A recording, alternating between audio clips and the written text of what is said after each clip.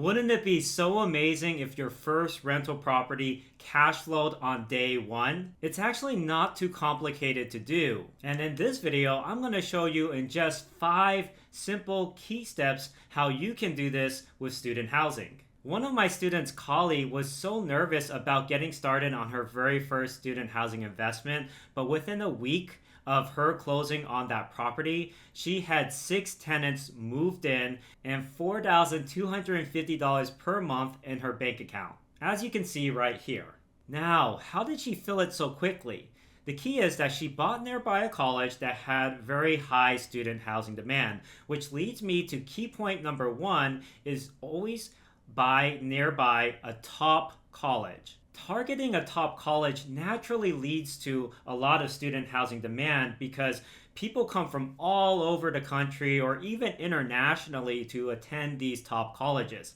Think of Yale or Harvard, for instance, that are very selective of which students they bring in. Most of these students, as an added benefit, are high quality tenants because they're very studious, they are focused, well-rounded, and a lot of them are going for a professional degree that requires intense years of studying. The good news is the college doesn't actually have to be an Ivy League college or anything like that. The trick that I use is I actually Google the US News Top Colleges report in the state that I'm thinking of investing in. So for example, if I'm looking in California, I will just type in US News Top Colleges in California. And then on that list, I will filter by high enrollment. Typically, I want to have an enrollment of 3,000 students or more because that's the total market size. Then I look for what specific degrees does that college offer. Does it have advanced degrees offered like medical doctor or pharmacy degrees or dentistry degrees or nursing or law degrees? Typically, those degrees require, of course, a ton of hard work and therefore attract a higher quality tenant. Plus, people typically pay a lot of money to attend these colleges, which translates to these students being able to afford higher rent. Step number 2 is to use my student housing algorithm to identify houses that will make really great student housing and are optimized for student housing. This way, you increase your chances of having your whole house filled on day 1. So what I do is I go to Zillow.com and then I'll put in a few key filters. The first filter I'll put in is having 3 bedrooms or more. Typically, I want to have a higher number of bedrooms because I want to rent out those extra bedrooms for additional rent. And then I want to make sure I have 1.5 bathrooms. The reason why is sometimes I convert the half bath into a full bath, but I want to have 2 full bathrooms at a house. Otherwise, I'm limited in how many people I can house. You want to maintain a 3-person to 1 bathroom ratio. Otherwise, the bathrooms get a little bit too crowded.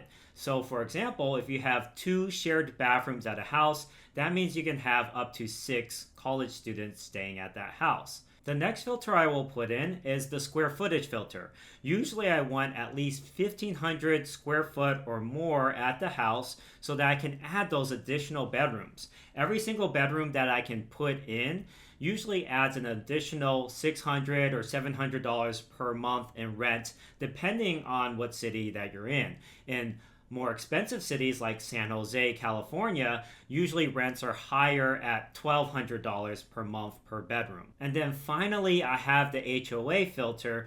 I put no HOA, meaning that there's no homeowners association, which is another level of government you really don't want to have to deal with.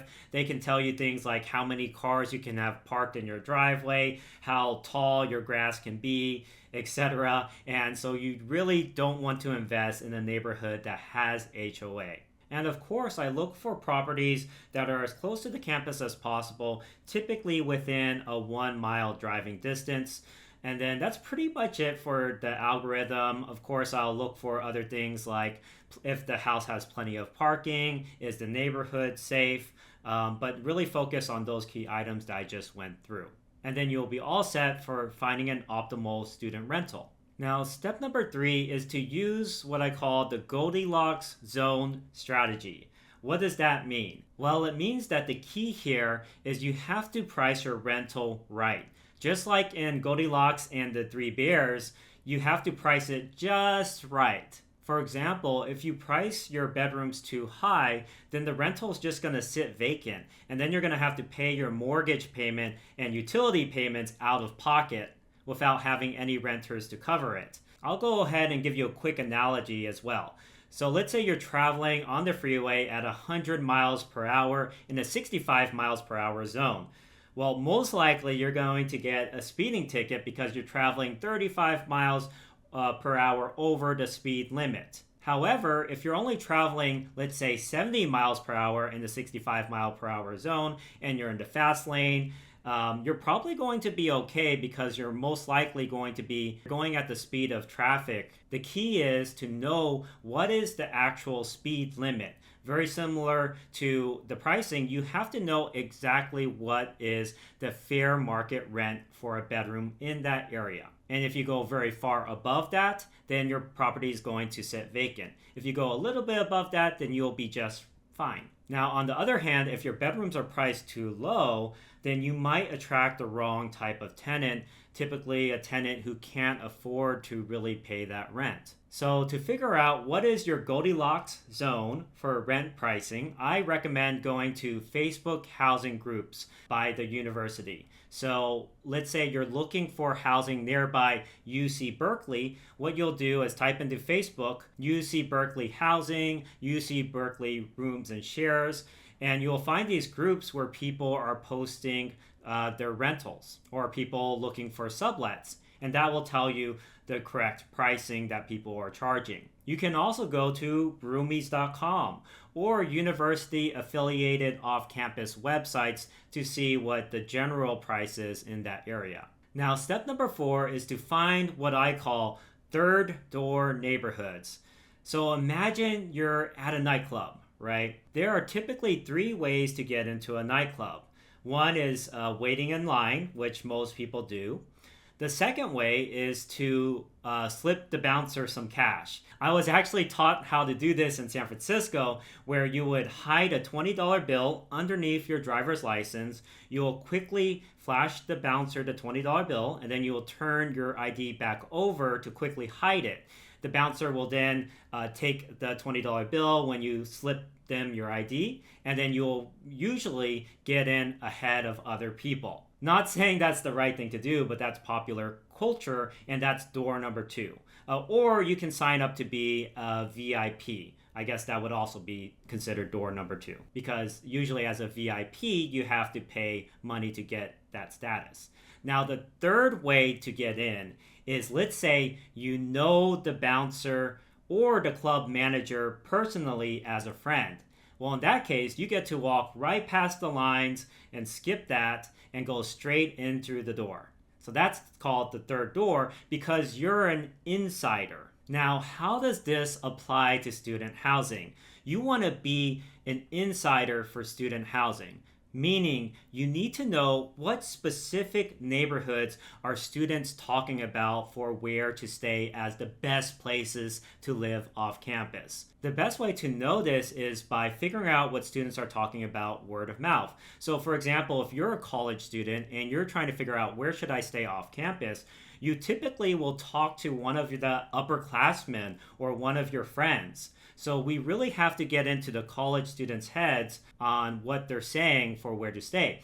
The best place to do this is go to reddit.com and then type in best places to live off campus nearby whatever college you're investing in. And then you'll see on Reddit, people are talking about, oh yeah, you want to stay near Little Italy, or you want to stay nearby Midtown. And what you want to do is tally up or first write down all the neighborhoods that the students mention, and then tally up the frequency at which these neighborhoods appear. So maybe Midtown gets like 10 mentions. And so what you do is you then put these neighborhoods in order of most frequently mentioned to least frequently mentioned. And then you can do the same thing for the worst neighborhoods to stay in. You just type into Google reddit.com worst neighborhoods to stay off campus for whatever university you're at. And then now you know what neighborhoods you should stay away from, right?